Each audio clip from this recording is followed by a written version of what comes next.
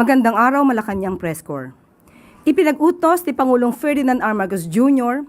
na siguraduhin ang kapakanan ng mga pasyente sa mga ospital na naapektuhan ng lindol kahapon sa Mindanao.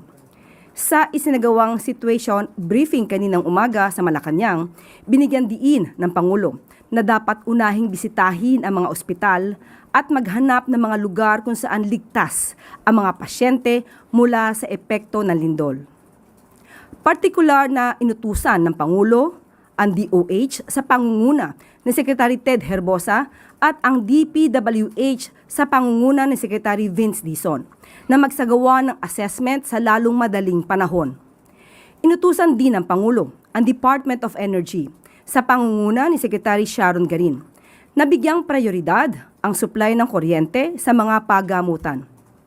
Ayon sa Pangulo, higit na nangangailangan ng agarang atensyon ang mga pasyente sa mga lugar na niyanig ng malakas na lindol. Nakausap din ni Pangulong Marcos Jr. via Zoom si General Santos City Mayor Lorely Pacquiao kung saan ipinabatid niya sa Pangulo ang mga pangangailangan ng lungsod. Ayon sa Pangulo, gagawin ng pamahalaan ang lahat na makakaya nito upang maibigay ang kaukulang tulong sa mga apektadong komunidad. Sa report ng DSWD sa pangunguna ni Secretary Rex Gatchalian, binigyan diin ng ahensya na natutugunan ang mga pangangailangan sa mga lugar na tinamaan ng lindol. Katuwang ng DSWD ang Philippine Air Force at Coast Guard sa pag-airlift ng mga ayuda sa mga lugar na hindi madaanan ng mga sasakyan. Ang DOH naman ay namahagi na rin ng mga sapat na tulong medikal sa mga biktima ng lindol. Ang DepEd sa pangunguna ni Secretary Sonny Angara ay nakikipag-ugnayan na rin sa lokal na pamahalaan upang masigurong ligtas ang mga kabataan sa mga paaralan. Binigyan diin naman ni DICT Secretary Henry Aguda na stable ang connectivity sa affected areas. Sa report ng DOE, kinumpirma ng ahensya na nakabalik na ang supply ng kuryente sa maraming lugar sa Mindanao. Inaasahan naman ng DPWH ang pagbubukas ng mga kalsadang naapektuhan ng lindol, habang ang Bukana Bridge sa Davao City ay nanatiling ligtas upang madaanan ng mga magpapaabot ng tulong. Bago matapos ang situation briefing, pinuri ng Pangulo ang lahat ng ahensya sa mabilis na aksyon para sa taong bayan. Pero paalala ng Pangulo, kailangang ipagpatuloy ang paghahanda ng pamahalaan. Laging isipin ang mga biktima ng mga sakuna at gawing motivation sa kanilang pagsisilbi sa bayan ang mga taong walang matulugan at walang makain sa mga oras ng sakuna.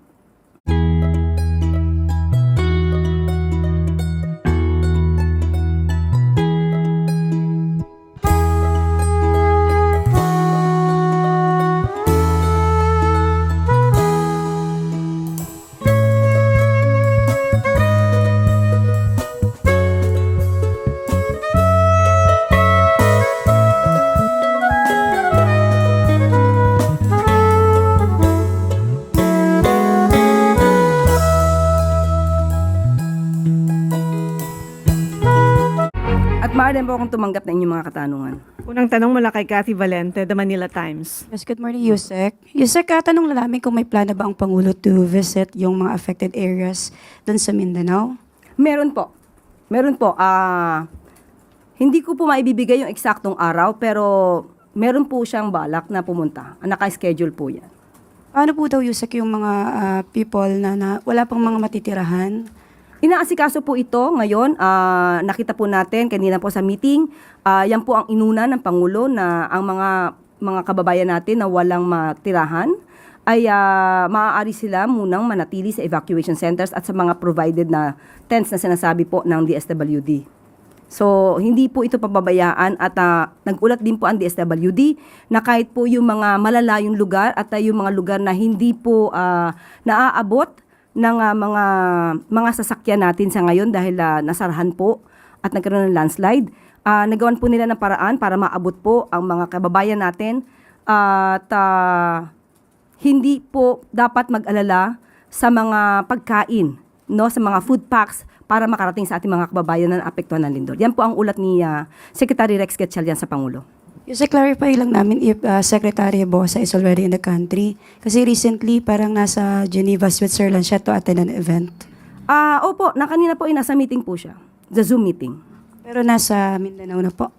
Sa aking pagkakaalam. Sunod na tanong mula kay Mads Moratillo, Net25.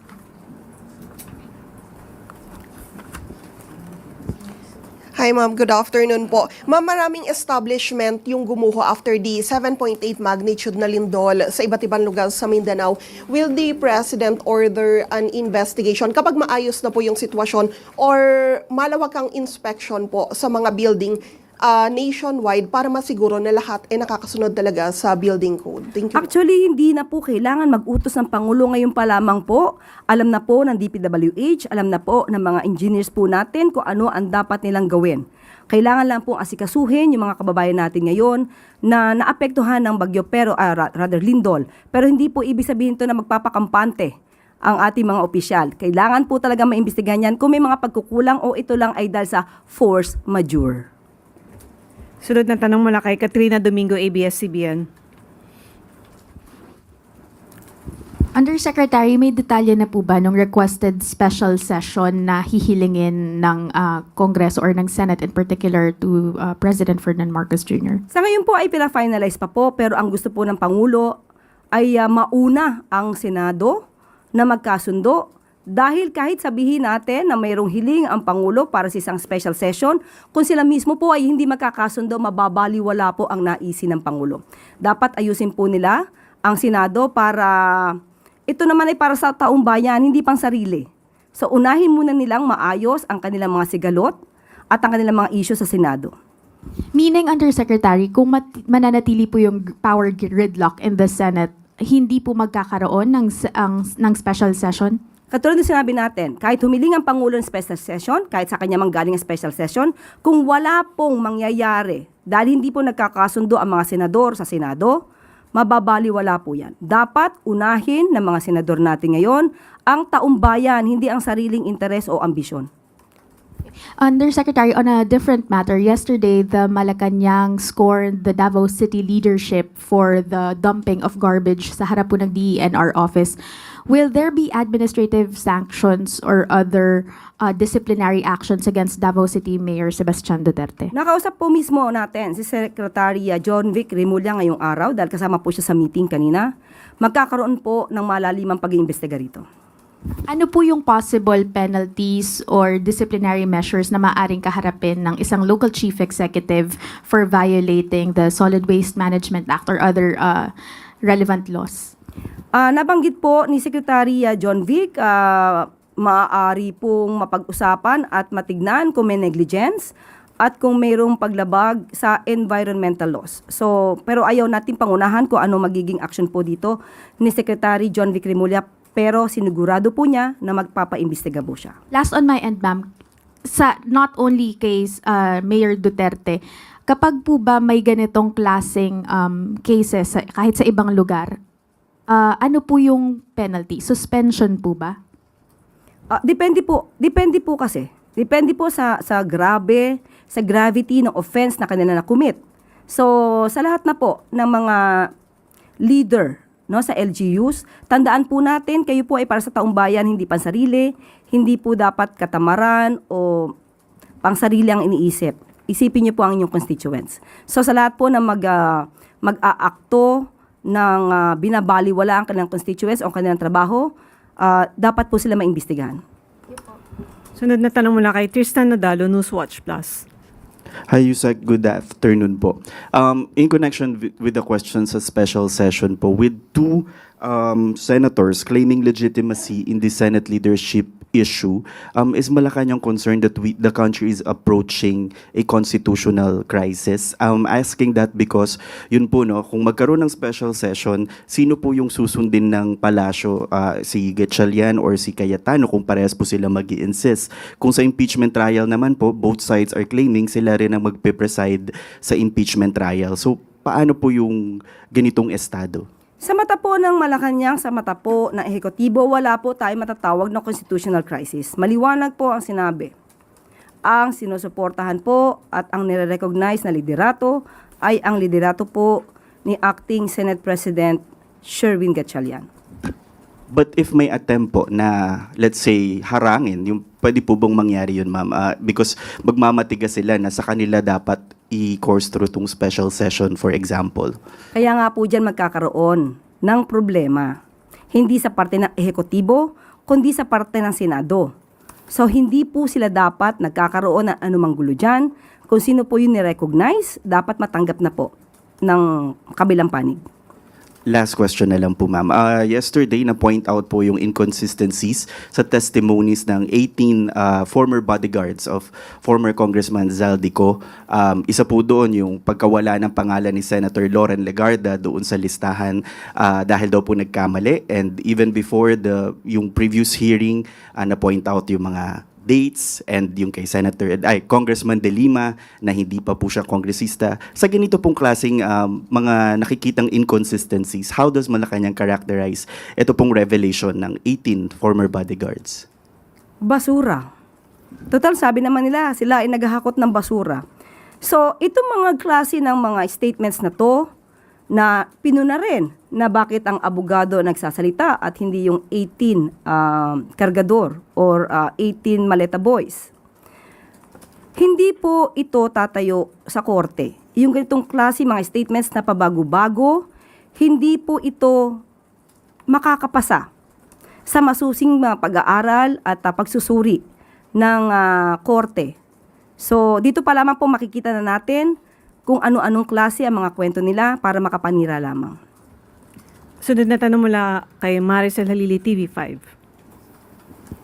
Good afternoon. Yusek, yesterday, Senator Alan Peter Cayetano said that there are two upper chambers, Senate of the Philippines and Senate of Malacanang. Any reaction? What do you want to tell the senator? The President said there's only one upper chamber, and it is the Senate of the President, it is the Senate of the Philippines led by Acting Senate President Sherwin Gatchalian.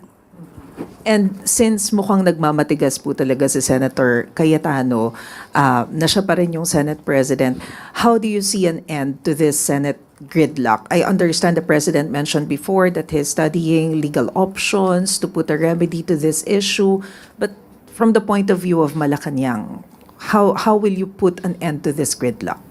Unang-una po, may separation of powers. Ang ehekutibo at ang legislative. Maganda, opo, na magkaroon ng suggestion na pumagitna ang Pangulo. Pero katulad na sinabi natin kahapon, sa katulad po ni Senator Alan Cayetano na nagpipilit na kilalanin pa siya bilang Senate President. Katulad na nung nangyari nung nakaraan sa House of Representatives na ayaw niyang bumitaw sa pagiging Speaker of the House kahit na merong term sharing agreement. Gustuhin man po ng Pangulo. Pero kung ang isang tao ay magmamatigas, sagot na po niya to sa publiko. Sagot na po niya ito sa taong bayan. Dahil dito sa gulong to, marami po nabibinbin na bills, marami nabibinbin na resolutions, marami pong nabibinbin na trabaho sa Senado. Thank you. Sunod na tanong mula kay Ivan Mayrina, GMA7. Ma'am, kagabi, the First Lady was spotted speaking to Senator Alan Peter Cayetano in an event with the Chinese Chambers of Commerce. Would you know kung ano po yung napag-usapan? Napag-usapan po kaya itong impasse sa Senado? Una-una, hindi po natin katabi sa First Lady, hindi po natin alam kung ano kanila panag-usapan, but definitely sa pagiging mabait po ng ating unang ginang, normally it's just a friendly talks kamustahan. The way I see it po, ganun po ang First Lady sa aking pagkakakilala. Pero walang masasabi nating politika. On another point, senators are raising the alarm over what the NBI flagged as a potential security threat to the Senate. Ang sabi po ni Senator Soto, he described it as a clear and present danger and very serious, according to intel reports, while Senator Lacson added that it has something to do with the growing frustration within the AFP. What do we know about this, and what is being done, if any? It is now being validated and it has been referred to the proper authorities. Sa mga nagtatangka dahil nga may nauulinigan po na ganitong mga security threats. Kayo man ay senador o ordinaryong tao na nagsasagawa nito, hindi po kayo makakaligtas sa kamay ng batas. Sunod na tanong mula kay Rafi Ayeng. Good afternoon po. Ma'am, do you consider Senator Alan Peter Cayetano as somehow obstructionist and fake news peddler dahil nga sa sinasabi niyang may Senate of Malacanang na, and then may naganap nga pong meeting, yung 11 senators daw po sa Malacanang, kapulong ang Pangulong Marcos? Ito po ang sabi ng Pangulo. Fake news is flying around. Those into it should cease and desist. Yan po ang malinaw na sinabi ng Pangulo. Wala pong balak na mag-file ng cyber libel case. Wala pong elemento ng cyber libel na nakikita patungkol dito. It's more on the unlawful utterances, pero bahala na po ang investigating bodies sa mag-imbestiga patungkol po dito. Thank you. Sunod na tanong mula kay Cathy Valete, The Manila Times. Yusek, Representative Leila de Lima recently filed a resolution urging the Philippine government to restore daw po yung ating membership sa ICC. She said this will show government's resolve in upholding the rule of law and its commitment and fighting against impunity. What's the President's latest stance on this po? Sa ngayon, wala pa pong makukomento patungkol po dyan. At ang pinakahuli natin na nasagot patungkol po dyan ay hindi pa po babalik. Hindi pa po magre-rejoin sa ICC. Yun po yung pinakauli. Pero sa ngayon, patungkol po dyan ay wala po tayong komento. Sunod na tanong mula kay Let Narciso, DZRH. Good afternoon, Yusek. May we get the palace's reaction lang po dahil inireklamo ng grupo ng health workers sa mga opisyal ng DOH sa Ombudsman dahil sa upgraded Switzerland airfare. Ano po masasabi ng Malacanang dito dahil tinawag nila itong maling paggamit ng pondo ng pamahalaan? Kung ito po ay naisampa naman po ang reklamong ito sa Office of the Ombudsman, sila na po ang kailangan magdepensa sa sarili nila. At kung sila naman ay may mga ebidensya na papabor sa kanila, yun ang ipakita nila bilang kanilang depensa. Hindi naman po sinita ng Malacanang si Secretary Herbosa tungkol dito. Sa ngayon po ay hindi po pa maninita ang Pangulo dahil wala naman pong nakikitang ano pong ebidensya. Siguro ko po kapag po nagkaroon na ng resolution ang Office of the Ombudsman, then that's it. Magsasagawa na po ng action ng Pangulo. On a related matter lang, Yusek, kinwestiyon rin po at pinaimbestigahan ng ilang mambabatas yung pangako daw na $10 million na donasyon ng Pilipinas sa WHO. May basbas po ba ito ni Presidente? Ipagpaumanhin nyo sa ngayon, wala po tayong detalye patungkol dyan. Sunod na tanong mula kay Mads Moratillo, Net 25. Hi, ma'am. Ma'am, follow up lang yung sa Lindol. Sa meeting kanina, na-establish po ba kung gaano kalawak yung pinsala nung 7.8 sa Mindanao? Opo, nasabi po kanina pero wala po sa akin ngayon papel, ang pinakadetalye at ang numero. Mamaya ibibigay ko po sa inyo. Ma'am, also Marami pong nireport kanina po. Yes, ma'am. Also sa hospitals, lahat po ba operational? Meron po bang na-damage na hindi makapag-function po?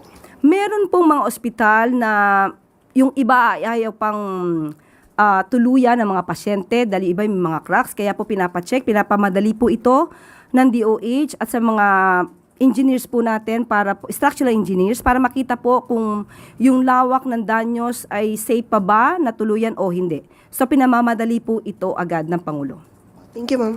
Sunod na tanong mula kay Erica Sinaking, Business World.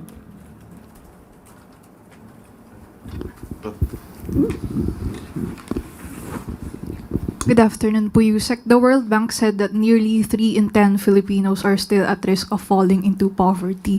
Now, what are the government's priorities po to ensure that poverty reduction continues? And ready po ba ang government to pursue the World Bank's recommendation? They cited few in job creation, stronger social protection, and better public services. Opo, sa issue pong yan ay minabuti po natin na hingin ang statement ni DepDev Secretary Arsenio Balisacan. So ito po ang sabi niya, and I quote, "The broader context of the newly released World Bank report is to, quote, as follows. Over the past 15 years, the Philippines has become one of the world's growing middle-income economies. Its growth has been broadly pro-poor, averaging 3.5% a year among the top quartile of the middle-income countries. Poverty fell to 15.5% in 2023 or 17.5 million people. Inequality below a Gini coefficient at 40, the high inequality threshold for the first time in 4 decades, and the country is poised to cross the upper middle income country threshold in the near future. End of quote. Ang mensahe po ni Secretary, the Marcos administration's updated Philippine Development Plan 2023 to 2028 builds upon these gains and recognizes that many Filipino families are vulnerable to falling into poverty, including those arising from employment, health, and climate-related shocks. The government's thrust is to grow the economy while creating high-quality jobs, investing in skills and other productivity-enhancing measures, addressing gaps in social protection systems, and building national and local state capacity toward accessible, resilient public services. Siyan po ang tugon ni Secretary Balisacan. Sunod na tanong mula kay Samuel Madinilla, Business Mirror. Good afternoon, ma'am. Regarding lang po dun sa kay Senator Gatchalian, nakausap na po kaya siya ni President Marcos since naging Senate President po siya? Again po, again. Kung nakausap na ni Pangulo si Senator Gatchalian since naging acting Senate President po siya? Ipagpaumanhin, sorry, hindi ko po natanong kanina. Hindi ko po natanong kanina, ipagpaumanhin po. Okay. On another matter, ma'am, itatanong ko lang rin po kung ano po ang palas reaction dun sa pag-slow down ng unemployment rate to 4.7% nung April from 5.8% nung March po. Okay, ganito po ang sabi po, muli hiningi rin po natin ang opinion po rito ni Secretary Balisacan, pati na po ni Secretary Francis Tolentino. Okay, ang total employment ay tumaas po sa 48.89 million in April 2026, kung saan ang services sector ang may malaking parte na 62.3%. So maraming challenges sa ating ekonomiya, pero dahil hindi sumusuko ang mga Pilipino at dahil sa patuloy na interventions ng gobyerno at tulad ng paglilikha ng dekalidad at produktibong trabaho, paghihikayat sa investments, pagbibigay ng mga livelihood sa mga nawawala ng trabaho at yung mga bumalik na mga OFWs, naging maganda po ang resulta, pero hindi po ito pababayaan. Kahit medyo nag-increase po ang employment rate, patuloy pa rin po ang ating gobyerno sa paglilikha po ng dekalidad na trabaho at pagbibigay ng mga livelihood projects sa ating mga kababayan. At ayon naman po kay Secretary Francis Tolentino, ang gobyerno po ay gumaganap at nakatuon sa agenda ng trabaho, social protection at pagpapabuti ng mga serbisyong pampubliko. Lumilikha ng dekalidad at produktibong trabaho at pinapalakas po ang kakayahan ng mga manggagawa na maging makipagkompetensya at bumuo ng malinaw na landas mula edukasyon patungo sa hanap buhay. Tuloy-tuloy po ang ating pamahalaan na makapagbigay ng magandang trabaho sa ating mga kababayan. Follow-up na lang, ma'am. Confident po ba yung Marcos administration na masusustain nila yung magandang data po dun sa unemployment sa mga susunod na buwan? Dapat po tayo lagi maging positibo dahil hindi naman po tumitigil ang gobyerno sa pagtatrabaho. Lalo-lalo na po ang Pangulo. Nagtatrabaho po palagi at kinakailangan talaga maibigay ang kakayanin sa ating mga kababayan at taumbayan. Okay. Thank you po. Wala ng tanong mula sa Malacanang Press Corps. Dumako tayo sa tanong mula sa regional media. Mula kay King Valerio ng DXTM Gensan, paano po titiyakin ng national government na mabilis na makakarating ang tulong sa mga komunidad na may nasirang kalsada, tulay at iba pang infrastruktura? Kanina po ay nakipag-meeting nga po ang Pangulo para sa briefing patungkol po sa naganap na lindol. At alam po natin na nung unang naganap to, wala pa pong isang oras ay talagang tumugon agad ang mga concerned agency sa utos ng Pangulo dahil kailangan mabilis na pagtulong ang dapat na ibigay sa ating mga kababayan na naapektuhan ng lindol. At mula naman po sa report ng DPWH, agad nagtungo si Secretary Vince Dizon sa Mindanao upang personal na inspeksyonin ang mga infrastruktura na apektuhan ng lindol bilang mabilis na tugon sa utos nga ng Pangulong Marcos Jr. at magsagawa ng on-ground assessment sa lugar.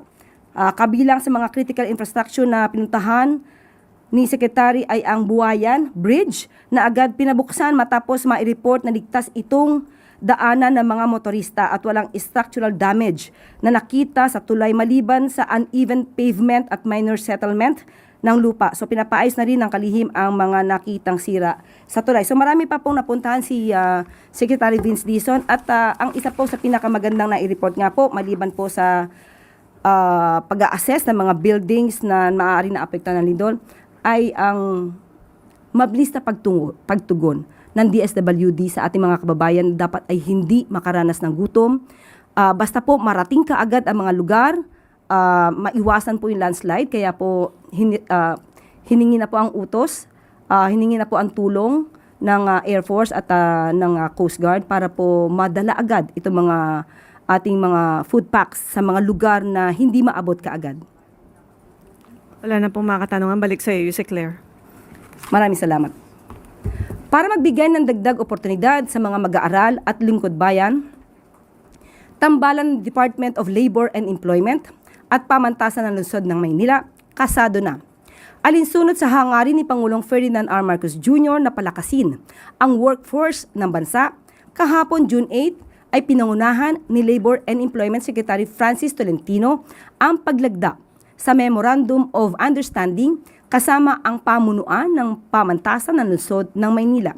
Layunin na nasabing MOU na patatagin ang youth employability programs ng DOLE sa pamamagitan ng pagbibigay ng oportunidad sa mga estudyante upang makakuha ng internship, practicum at on-the-job training sa ahensya. Hindi lang basta access ang makukuha ng college students, makakapag-uwi rin sila ng mga practical skills at hands-on experience sa loob ng isang government institution. Real-world experience ang nais ibahagi ng DOLE sa mga mag-aaral para hasain pa ang kanilang mga kahusayan sa iba't ibang aspeto ng trabaho. Maliban dito, magkakaroon din ng dagdag na educational opportunities ang mga empleyado ng DOLE sa tulong ng mga academic and technical programs ng PLM. Angkop ito para sa mga empleyado na nais magdagdag ng kaalaman at paunlarin pa ang kanilang sarili. Mas magiging handa ang mga estudyante pagtapos nila sa pag-aaral.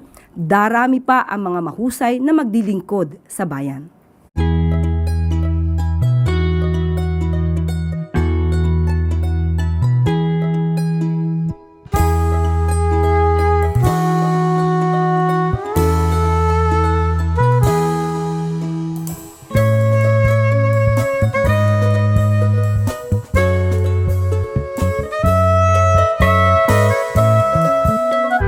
At lagi po nating tandaan, ang bagong Pilipino laging handang tumulong sa kapwa.